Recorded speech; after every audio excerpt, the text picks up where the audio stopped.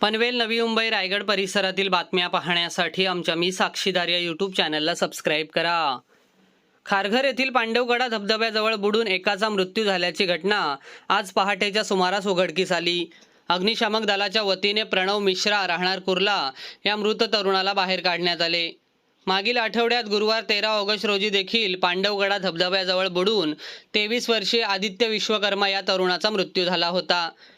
खारघर येथील पांडवकडा धबधबा येथे एक जण बुडाला असल्याची माहिती खारघर अग्निशामक केंद्राला 19 ऑगस्ट रोजी सकाळी 5:45च्या सुमारास समजली.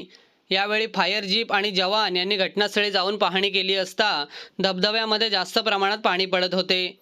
अग्निशामक दलाचे जवान यांनी पाण्यात उतरून तरुणाचा सर्वत्र शोध घेतला. यावेळी एका दगडाच्या कपारीला 10 ते 12 फूट खोलवर एक जण आढळून आला. त्याला पाण्याच्या बाहेर काढून स्ट्रेचरवर ठेवून डोंगराच्या खाली उतरवण्यात आले आणि रुग्णवाहिकेने रुग्णालयात पाठवण्यात आले.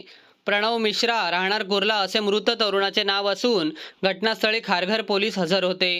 यावेळी अग्निशमक केंद्र खारघर यांच्याकडून प्रशांत दरेकर अग्निशमन प्रणेता, NM Kadu fireman, UM Patil fireman, SB Mohite fireman आणि SV पाटील यंत्रचालक उपस्थित होते. पांडवकडा धबधबा परिसरात पर्यटकांनी जाऊ नये असे आवाहन प्रशासनाकडून करण्यात येत आहे.